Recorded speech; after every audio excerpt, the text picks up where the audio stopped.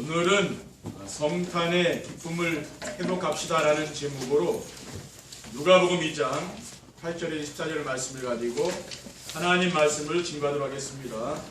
할렐루야. 주위에 계신 성도님들과 인사를 나누겠습니다. 메리 크리스마스. 메리 크리스마스. 메리 크리스마스. 메리 크리스마스. 오늘은 세상을 구원하러 오신 예수님의 탄생을 기념하는 성탄절입니다. 옛날에는 성탄절이 성도들만 즐기던 날이 아니고 세상 모든 사람들이 가장 기뻐하며 기다리던 날이었습니다. 저희도 어릴 때 교회를 안 다녔지만은 성탄절 되면은 친구들한테 카드도 보내고 이렇게 새벽성을 돌면 옛날에는 불신자 가정에도 와서 이렇게 찬양을 해주더라고요. 우리 가정에도 들어와서 해줘요. 근데 우리는 나가진 않았는데 그들 기억에 남아있어요. 그렇죠. 그러나 요즘은 교회를 다니는 성도들에게도 성탄절이 마음에서 멀어지는 것 같은 안타까움이 있습니다. 다행히 우리 교회는 전도자의 삶을 살면서 렘넌트들과 성도님들이 함께 모여서 작년부터 우리가 성탄 전야대회를 이제 하면서 성탄의 기쁨을 지금 지속하고 있습니다. 그러나 주일학교가 없는 60%의 교회에서는 성탄절에도 어른들 몇 명이 예배 드리면서 쓸쓸하게 보내고 있습니다. 강화에도 렘넌트들이 없는 교회들도 있다니까요. 그런 교회에서는 성탄절 이후에 성탄 행사 하겠습니까? 그렇죠. 그러니까 교회가 이제 삭막한 거예요. 왜? 아이들이 없으니까. 우리 가정에도 아이들이 있으면은 막 생기가 돌지 않습니까? 그렇죠? 근데 아이들 없는 가정에 지금 아이들 다 출가하신 분들 보면은 별로 이제 할 이야기도 없잖아요. 그렇죠? 그 쓸쓸하다는 말이에요. 교회도 마찬가지예요. 우리 아이들이 교회에 이렇게 있어야 됩니다. 내년에는 우리 성도님들이 어른들은 또 속도 썩이잖아요. 교회 오면. 그렇죠? 말 안 듣습니다. 근데 아이들은 말 잘 들어요. 렘넌트 전도를 하시라니까. 그렇죠? 렘넌트들 전도 한 명씩 하셔. 그리고 그들의 스폰서가 되주라고 말이에요. 천주교에서는 데모가 있지 않습니까? 그와 같이 우리도 렘넌트들의 후견인이 되주라. 그래서 우리는 렘넌트 전도를 앞으로 해야 됩니다. 왜냐하면 교회가 렘넌트들이 끊어지면 어느 날 교회는 문 닫아야 되거든요. 그렇죠? 그런 날이 이제 우리 한국 교회에서도 이제 곧 온다고 말이에요. 하나님은 우리에게 오늘 성탄의 기쁨을 회복하자는 그러한 말씀을 주셨습니다. 오늘 말씀을 통해서 우리 마음속에 성탄의 기쁨이 회복되고 내년부터는 우리 교회가 주변에 렘넌트들이 없는 교회에 그런 교회들 있잖아요. 그분들을 이제 초청해서 같이 숙제하면서 예배드리는 그러한 성탄의 기쁨을 나누시기를 주님의 이름으로 축원드립니다. 첫 번째, 성탄은 기쁨의 좋은 소식입니다. 왜냐하면은 세상을 구원하실 구세주가 오신 날이기 때문입니다. 오늘 본문 11절에 오늘 다윗의 동네에 너희를 위하여 구주가 나셨으니 이곳 그리스도 주시니라고 하였습니다. 성탄절은 우리 구주 예수님이 탄생하신 날이요. 예수님은 우리의 죄 문제를 해결하신 참제사장입니다. 마가복음 10장 45절에 인자가 온 것은 섬김을 받으려 함이 아니라 도리어 섬기려 하고 자기 목숨을 많은 사람의 대속물로 주려 함이라고 했어요. 그리고 예수님은 하나님을 만날 수 있는 길이 되시는 참 선지자이십니다.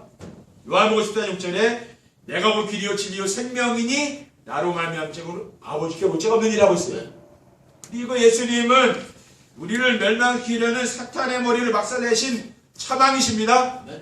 요한일서 3장 8절에 죄를 짓는 자는 마귀에게 속하나니 마귀는 처음부터 범죄함이라 하나님의 아들이 나타나신 것을 마귀를 멸하라십니다. 그러니까 이것이 바로 성탄절이라 그 말이죠.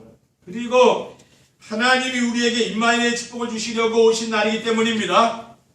마태복음 1장 3절에 보면 보라 처녀가 잉태 아들 낳을 것이요 그 이름을 임마누엘이라 하셨으니 이를 번역한즉 하나님이 우리 함께 계시라미라 라고 있습니다. 예수님은 태초부터 말씀으로 우리와 함께 계신 분입니다. 아주 까마득한, 그렇죠, 아주 옛날 그 태초, 그렇죠, 그 세상이 지어지기 전 그때부터 예수님은 하나님과 함께 계신 거죠. 요한복음 1장 1절에 보면은 태초에 말씀이 계시니라, 이 말씀이 하나님과 함께 계셨으니 이 말씀은 곧 하나님이라고 했습니다. 이 말씀으로 계신 하나님이 사람이 되어서 이 세상에 오신 것이죠. 요한복음 1장 14절에 보면은 말씀이 육신이 되어 우리 가운데 거하시며 우리가 그의 영광을 보니 아버지의 독생자의 영광이요 은혜와 지혜가 충만하더라고 있습니다. 그리고 예수님은 동정녀 마리아의 몸에서 성령의 능력으로 잉태된 하나님의 아들이십니다. 마태복음 1장 20절 21절에는 이 일을 생각할 때에 주의사자가 현명하여 이르되 다윗의 자손 요셉아 네 아내 마리아 데려오기를 무서워하지 말라. 그에게 잉태된 자는 성령으로 된 것이라. 아들 낳으리니 이름을 예수라 하라. 이는 그가 자기 백성을 그들의 죄에서 구원할 자이심이라고 했습니다. 그리고 하나님께서 이스라엘의 선지자들을 통해서 약속하신 언약의 말씀이 성취된 날이기 때문입니다. 우리가 하나님을 보지 않고 믿을 수 있는 것은 하나님은 말씀을 주시고 말씀을 성취하신 분이죠. 하나님 우리에게 예배를 통해서 말씀을 주시잖아요. 그러니까 우리가 이 시간에 은혜를 받으면 되는 거죠. 그렇죠? 은혜 받으면 사람은 변화됩니다. 하나님은 말씀을 불순종한 아담을 에덴에서 추방하시기 전에 뭐라고 했습니까? 창세기 3장 14절 15절에 보면은 여호와 하나님이 뱀에게 이르시되 네가 이렇게 하였으니 내가 모든 가축과 들이 모든 짐승보다 더욱 조주를 받아 배로 다니고 살아있는 동안 흙을 먹을지니라고 했습니다. 그리고 내가 너로 여자 원수가 되게 하고 내 후손도 여자 원수가 되게 하리니 여자 후손은 내 머리를 상하게 할 것이요 너는 그의 발꿈치를 상하게 할 것이라 했습니다. 여자 후손이 뱀의 머리를 상하게 하리라. 예수 그리스도는 누구입니까? 사탄을 멸하시려고 하나님이 약속하신 여자의 후손이죠. 그리고 창세기 22장 17절에 18절에 보면은 하나님이 아브라함에게 나타나셔서 뭐라고 했습니까? 내가 내게 큰 복을 주고 내게 네 씨가 크게 번성하여 하늘의 별과 같고 바닷가의 모래와 같게 하리니 네 씨가 그 대적의 성문을 차지하리라. 또 네 씨로 말미암아 천하 만민이 복을 받으리니 이는 내가 나의 말을 준행하였음이라라고 했어요. 여기에서 예수님은 바로 대적의 성문을 차지하고 천하 만민이 복을 받을 아브라함의 씨로 오신 분이라는 것. 그분이 바로 예수 그리스도입니다. 그리고 예수님은 이사야 10장 14절에 주께서 친히 징조를 너에게 주실 것이라 보라 처녀가 잉태 아들을 낳을 것이요 그의 이름을 임마누엘이라 하고 예언하신 이 말씀의 성취자 이분이 뭡니까? 이분이 성탄절이라 그 말이죠. 그렇죠? 그래서 우리는 예수 그리스도 성탄절의 주인공은 산타클로스가 아니라 우리 예수 그리스도가 성탄절의 주인공이죠. 그분이 뭡니까? 우리 마음속에 오셔야 되는 거 아닙니까? 그렇죠? 그게 성탄절이라는 말이에요. 두 번째, 성탄의 기쁨을 나의 것으로 만들려면 어떻게 하면 됩니까? 자신이 멸망할 수밖에 없는 죄인임을 깨닫고 인정해야 되는 것입니다. 어려서부터 엄한 율법을 지키며 자라서 율법의 의료는 흠이 없는 자라고 말한 사도 바울이 로마서 7장 24절 25절에 보면은 이렇게 고백을 합니다. 오라 나는 곤고한 사람이로다. 이 사망의 몸에서 누가 나를 건져내라고 했어요. 우리 주 예수 그리스도로 말미암아 하나님께 감사하리로다. 그런즉 내 자신이 마음으로는 하나님의 법을 육신으로는 죄의 법을 섬기노라고 했습니다. 그러니까 이 사도 바울도 나는 비참한 인간이다 그렇죠. 자신의 영적 상태를 안 거죠. 그렇죠. 우리 하나님을 모르면은 우리 인간은 정말 영적으로 어떻게 되는 겁니까? 완전히 비참한 상태에 놓여 있는 거죠. 로마서 8장 1절에 2절에는 그러므로 이제 그리스도 예수 안에 있는 자에게는 결코 정죄함이 없나니 이는 그리스도 예수 안에 있는 생명의 성령의 법이 죄와 사망의 벌써들을 해방하였으며라고 했습니다.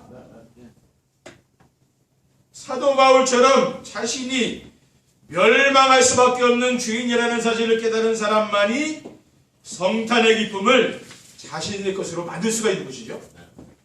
왜냐하면은 로마서 3장 10절에 보면은 기록된 바 의인은 없나니 하나도 없다고 했습니다. 로마서 3장 23절에 보면은 모든 사람이 죄를 범하였음에 하나님의 영광에 이르지 못했다고 했잖아요.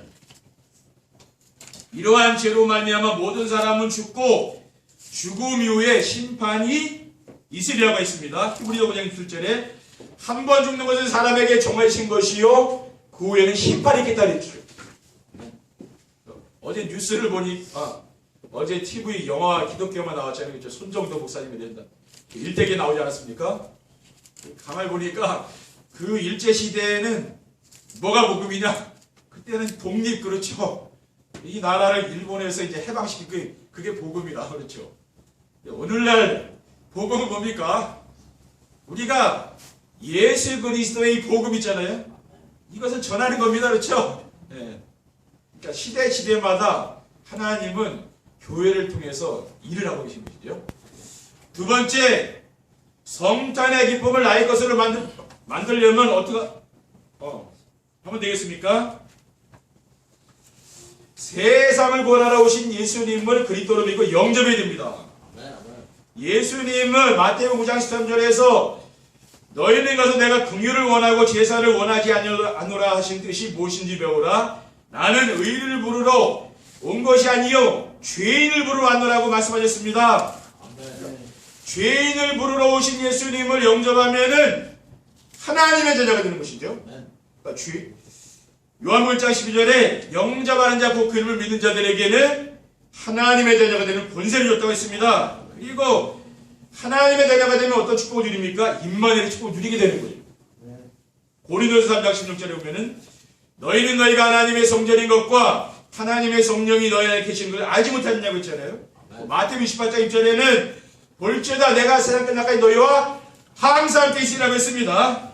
그리고 하나님의 자녀는 죽음 후에 심판을 받지 않습니다. 천국에 가는 거죠. 요한복음 5장 24절에 보면은 내가 진실로 너희에게 이르노니 내 말을 듣고 또 나 보내신 이를 믿는 자는 영생을 얻었고 심판에 이르지 아니하나니 사망의 생명으로 옮겨드니라 라고 했습니다.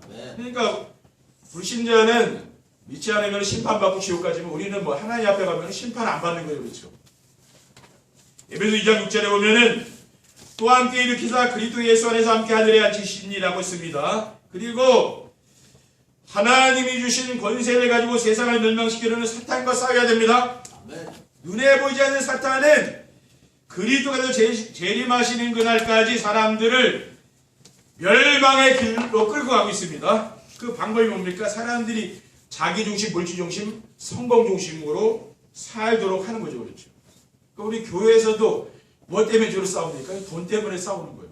그러니까 이 돈하고 관계된 거는 교회에서는 하면 안 됩니다. 그렇죠? 성도들 간에 이렇게 돈 거래나 또 뭐 그런 돈에 관련된 건 안 하는 게 좋아요. 왜냐하면 돈 때문에 사람은 상처받거든요. 그렇죠? 그런 건 안 하는 게 좋습니다. 왜냐? 사람 물질 중심이야.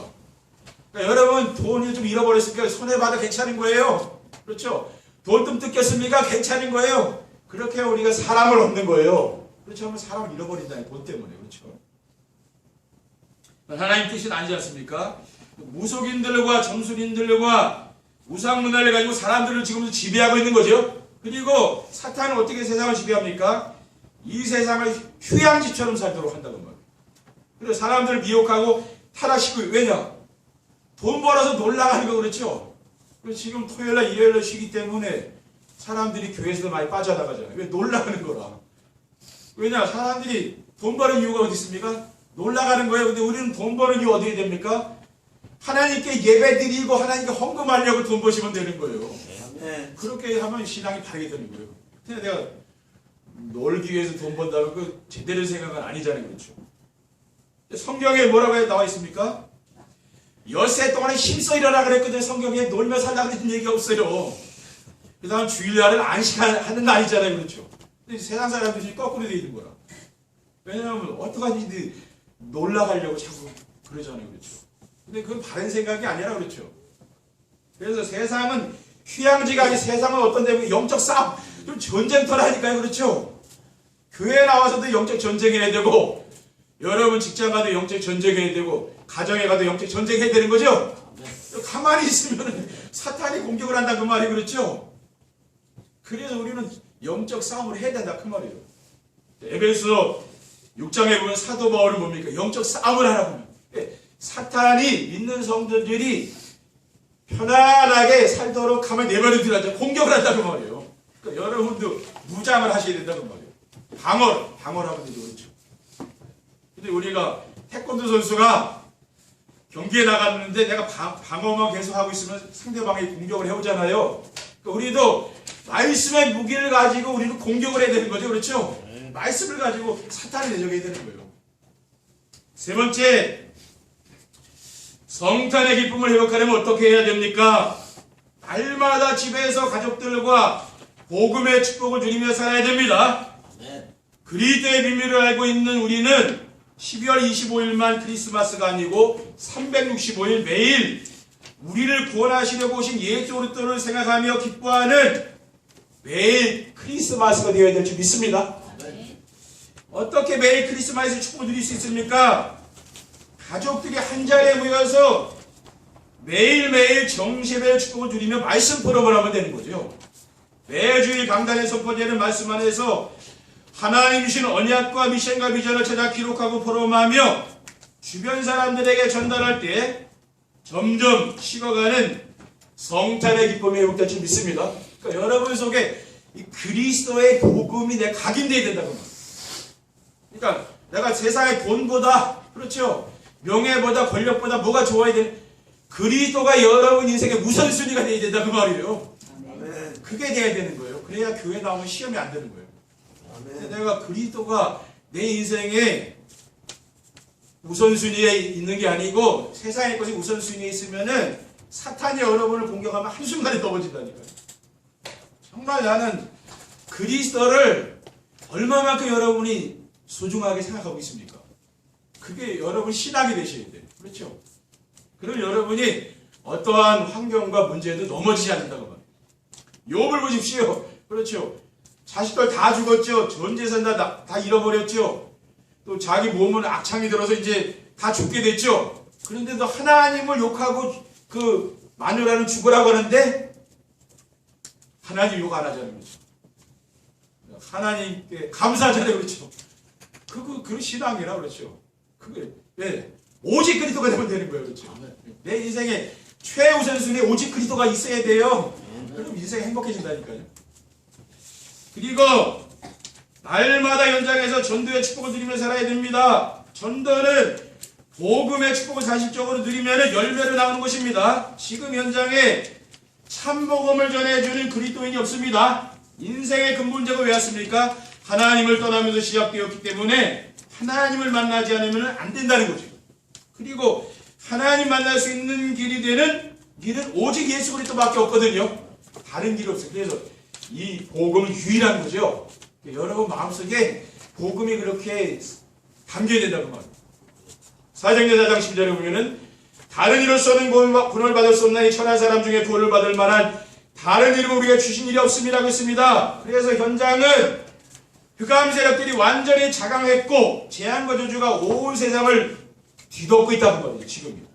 그러니까 우리 강화 현장도 마찬가지. 흑암 현장이라 여러분 현장 가면 흑암 현장. 그러니까 거기에 속으면 안 된다고 말이에요. 그러니까 여러분을 달콤하게 유혹하죠. 때로는 우는 사자같이 공격하는 못 믿게. 또 유혹해 유혹에 넘어가는 사람 있지 않습니까? 그렇죠? 잘해주고 유혹하면 넘어가요. 거기에 사탄이 또 공격하는 거라고. 왜? 믿지 못하게 만드는 겁니다. 그래서 정말 우리 성도님들만이라도 복음을 완전히 무장하시고 여러분 전도자로서 승리하시기 바랍니다. 그리고 날마다 삶 속에서 제자의 축복을 누리며 살아야 됩니다. 현장에서 복음이 전달되지 못하는 것은 그동안 우리 믿음의 선배들이 제자를 남기지 못하고 세상을 떠났기 때문입니다. 우리들도 현장에서 아무리 열심히 전도를 하여도 제자를 남기지 못하면 우리가 세상을 떠나갈 때는 복음이 희미해지는 거죠. 없어진다고 말이에요. 복음 누가 전합니까? 뭐 제자가 전하게 돼 있잖아요. 그렇죠? 아멘. 그래서 우리는 우리의 뒤를 이어서 주님 재림하시는 그날까지 이 세상에서 복음을 전할 수 있는 제자를 남기는 거예요. 내 자녀를 제자를 기르면 되는 거예요. 그게 가장 잘 기르는 겁니다. 마가복음 16장 15절에는 너희는 온 천하에 다니며 만민에게 복음을 전파하라고 했습니다. 그래서 이 복음이 하루아침에 다 깨달아지는 건 아니죠. 그렇죠? 그러니까 여러분 예배를 드릴 때마다 매 주일마다 여러분 은혜를 받으시면 돼요. 아멘. 제가 늘 말씀드리지만은 황금알을 낳는 거위는 그 뱃속에 황금이 있는 게 아니죠. 그렇죠? 매일 하나씩 낳는 거예요. 그 배를 가들면 안 되는 거예요. 그럼 없어요. 그렇죠? 똑같아요. 우리 신앙도 겸손하게 주님이 나에게 은혜를 주시는 걸 바라보면서 계속 지속하다 보면 어느 날 내가 복음을 누려지게 되는 거죠. 그렇죠? 우리가 정시예배 축복을 누리다 보면은 어느 날 하나님 나에게 은혜를 주셔서 내가 되어지는 겁니다. 그렇죠? 그러니까 신앙생활은 되어지는 것이지 내가 열심히 한다고 되는 건 아니잖아요. 그렇죠? 열심히 하는 건 한계가 오지만은 하나님이 여러분이 은혜 주시면은 지속이 될 줄 믿습니다. 그러니까 예배를 통해 승리하는 길밖에 없어요. 그래서 정말 이번 성탄절에는 여러분 가정과 산업에 또 여러분 개인에게 성탄의 기쁨이 회복되길 바랍니다. 기도하겠습니다. 사랑의 하나님 감사합니다. 오늘 주님 주신 이 언약의 말씀을 우리가 굳게 붙잡고 날마다 매일 성탄의 축복을 누릴 수 있도록 인도해 주시고 이 성탄의 기쁜 소식을 우리 주변 사람들에게 전달할 수 있도록 축복해 주시옵소서. 주 예수 그리스도의 이름으로 기도드립니다. 아멘.